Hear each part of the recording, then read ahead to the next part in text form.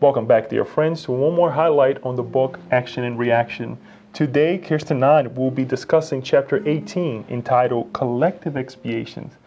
We keep saying this over and over and over. What a beautiful chapter. Another chapter that brings us so much enlightenment, so much, hope for our lives as well. And we often see friends, family member, we turn on the news, individual going through difficult situations in their lives, sufferings and all. But more than often, we also see collective issues where a group of people, family members together, a group of, a specific nation going through problems. We see the tsunamis and, all the problems that we see with nature. A group of people going through expiations, if we can call it that way. And for some more expiations, for some was just suffering. But we see a group of people suffering. We see individuals collective going through issues, right? And we lack the understanding on really to bring light to these cases. And here it is. A beautiful explanation that we will learn with Druzo. And again, we mentioned to the audience again, please read, please go back and analyze the case, study with someone, because we also, with whatever we share, we learn more with one another. But Kirsten, let's talk about the case. What we have in our hands right here. Leo, it's interesting, this case in this particular book, it touches on different aspects. And one other thing we would probably, as a suggestion for our viewers, our listeners, is to read in the Spirit's book, The Law of Destruction. It really gives us a more profound understanding of collective calamities, collective things that happen within societies, as you had mentioned. It gives us a broader perspective because they obviously can't go into every single detail, and we cannot go into every single detail. There also is a very good book, Leo, that we've mentioned here before. It's entitled After the Storm by Joanna DeAngelis. There also in this book you can find really good explanations about this collective calamities, natural disasters, and why they happen. It's not because God's punishing us. It's not because we did something wrong and now we're being punished, but it's about education, right? So when we talk about what happens in this particular chapter, what particular case they discuss is a plane crash, which by all intents and purposes can be very dramatic. Right. In this particular case, they're discussing a plane crash that was about, it wasn't hundreds of people, but it was enough to draw attention where even when Andre Luiz and Eladio were able to watch through the TV screen in Mansell Paz, it was very dramatic for them. And it was only, about 14 people that had died in the crash. But it was very impactful. Right. Like when we see on the news, we would just turn traumatic. On an airplane crashes, imagine what it does to us. So it's definitely, and they were called, right? Right. They're called into action to go and help. Yes, it was almost immediately. It was amazing how fast, when we were reading this, we thought, wow, how consoling that is.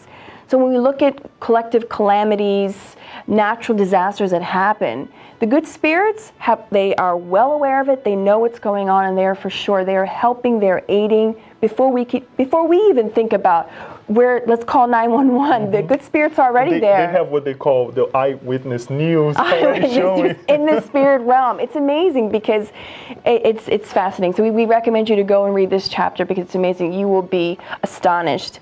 But what is most telling and most interesting is about the number of incarnates that are rescued right away. Only a few were rescued. There's 14, but only 6 were rescued. That is correct. And we see in the questions that Eladio and Andre Luiz, they question, why is this happening? Why not everybody receiving the same type of help that the others are receiving? And we see there, again, the lack of understanding, even on their side, teaching us, bringing this report back to us, that what's going on? What's going on with these individuals? Why are some of being rescued automatically or immediately, and some of them, they're not left behind. They're not. They're not left behind, but there's a specific reason, let's put it that way. There is.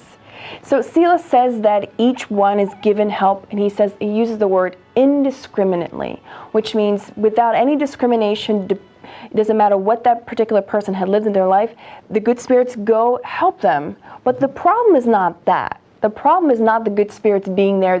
And Leo, you're going to mention it. We're discussing this off air about the specialized spirits that go and help in collective calamities, natural disasters. But what's interesting is that they point out that these 6 were rescued because they were more developed, we would say. And there's actually a quote that we like very much, is that on page 239, when he says that death is different for everyone. So although they all died in this plane crash, because each one of them had a similar debt, some in previous lives, they don't go into great detail, some had pushed others off a cliff in previous lives, cold-heartedly, and different acts that were related to falling off large cliffs or something of that sort. So they all had something in common. That's why it served a purpose for the collective to go through this. But those spirits specifically that were rescued is because they had lived such a life that they weren't very attached to matter. Although, and he talks a little bit about, at the time of death, they were confused, but they still weren't as attached to their physical body, right? So what you're saying is that the way I live my life, the way I conduct my life, the way I perceive things will make a difference when the loss of the physical body happens. Right. Right? So exactly. we can then, summarize in a way that now if I'm a materialistic person, for example, perhaps when death comes, it won't be so hard because I'm not really living for the body only, but for not that attached. Not that attached. Right. That is correct. There's another good quote on the bottom part of page 239, and permit us to read it. Silas is giving a more in-depth explanation as to why these 6 were allowed to be rescued right away, or rather we should say not allowed to be rescued, but they themselves were ready. It's not that the good spirits weren't there, but the spirits who were going through that trial some were not yet ready. But he says the following, and we quote directly: "The kind of life we nourish in the physical realm determines the true conditions of our death. The more we wallow in the currents of lower illusions, the more time we will need to exhaust all the vital energies that bind us to the heavy, primitive matter that comprises our physiological instrumentation as we flounder around in the lower mental creations to which we have become accustomed," and et cetera, et cetera. You can go and read the rest of that quote. So basically, whatever kind of life we live in this physical realm, it makes sense, Leo. We were discussing with another friend of ours, and we were saying, analyzing the very things we are most attached to in our lives. And we made an honest analysis of that. We realized we're very attached to our books. And that if we were to pass away, we would probably obsess the person who winds up with our books, because we have such an obsession for our books because they're precious to us. For others, it might be their jewelry collection, and this is easily observed within us. If we feel that anguish when we lose something, of course, if you lose a piece of jewelry that's expensive, it's natural you would have a reaction of being responsible. But how attached are we really to those things, right? Just by the body language sometimes, or the way the person speaks, or how they're passionate, not to use another word, about certain things, we see how they are really connected or really linked to those material things. Perhaps sometimes a family member. Sometimes it could be, just a way of living that perhaps after they lose the physical body, what's going to happen? They will be at that location as they're thinking, as they're feeling. So it's a great explanation. To take it to another level of discussion as well on this matter as well, since you mentioned that there are certain spirits that are ready. What we see here is also an explanation that Hilario asked why they couldn't go, because when they were asked to help in this plane crash, they couldn't go. Andre Luiz and Hilario, they had to stay, and they stayed with Druso. What did they do? They start asking questions. Obviously, if we have an enlightened being like Druso, we would do the same thing. And they do ask, why can we go? Why couldn't we go and help? And it's very interesting because Druso started explaining to them that even though we wanted help, perhaps we wouldn't be helping. We would actually create more issues. And Druso explains, and there is a passage that I would like to quote, that he says that noticing our unmistakable attitude of understanding and obedience, I got to take it back, I'm sorry. He says that I don't think we could comment on a large disaster in the human realm without imparting the virus of fear, so often the bearer of discouragement and death. So imagine having someone who's not prepared of like those in Mansão who were prepared to the situation to go and help. Instead of helping, they would have making more They'd be disaster. an impediment. Exactly. Yeah, they'd be an impediment. An impediment to those individuals who are in need of rescue right away, because that's what happened. And we see this in our lives as well. Sometimes we want to do things. Sometimes we hear things, or we come in contact with certain disasters or whatnot. And what we do, we multiply the fear. We multiply the issue that is already very grave for many, many people, and instilling or imposing on those minds who are already suffering more suffering. So if we come in contact with something like this, instead of us just to watch, as you mentioned, watching something like this on TV, let us just go ahead and take the time to pray, to digest the information in a more elevated way. So I think it's a beautiful teaching as well that we receive from these questions, the questions that Hilario and Luiz ask as well. But there is a case that they go back and analyze very briefly, well, we should say extensively, that is not connected to the airplane crash that happened, but it's the case of Ascani and Lucas. What happened, Kirsten? Well, because Hilario and Andre Luiz kept asking, they wanted to know more about this specific type of collective expiation. Of course, we don't have the time to go into depth about this case. We recommend you go read this chapter again.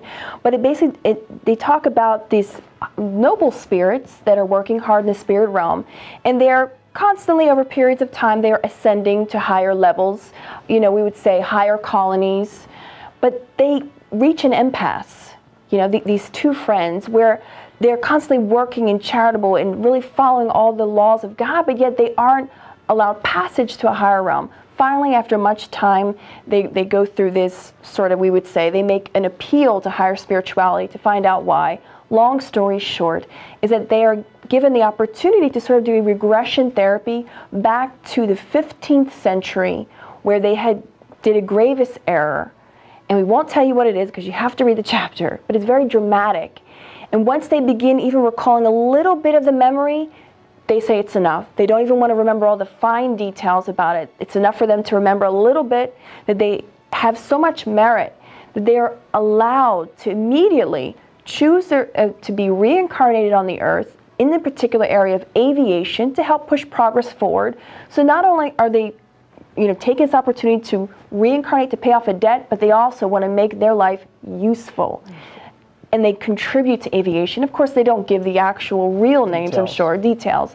But they say that they donate their life, basically, if we can say in that particular way. And they also die in a plane crash, because those two friends in a previous life had also killed someone else, pushing them off a high cliff. So they needed to go through that experience of dying in a plane crash, falling from a high altitude. Not because God said, oh, you did something wrong, you must be punished. But their own inner conscience yes. was holding them back, because for the life of them both, they didn't know why they couldn't ascend higher. They were not displaying the characteristics. So then they found out it's their own conscience. And we really wanted to, Leo mentioned something at the end of this particular chapter that's pretty beautiful. That's really, we ask people to go and read yourself. It's on page 246, when Druso says the following. He says that we cannot be truly happy without the implicit approval of our conscience. That says everything. That, in a nutshell, we would say could explain the law of cause and effect, right? Without our consent, our free heart, let's say that way, we're not going to go anywhere. We're not going to ascend to the higher realms. It's a beautiful thing. It is, because it reminds us of what Jesus said about, before you go to the Father, go and make amends with your brother, because it touches on the same details. So this is actually a calling for us to consult our conscience, to reevaluate our lives, and to see, if you don't have any remembrance from the past, count it as a blessing. But in your current life, try to be as charitable, as loving, as kind, where you are, in the circumstances you find yourself today. And as always, we wish you many blessings. We recommend you to go and read the chapter and the whole book. Thank you.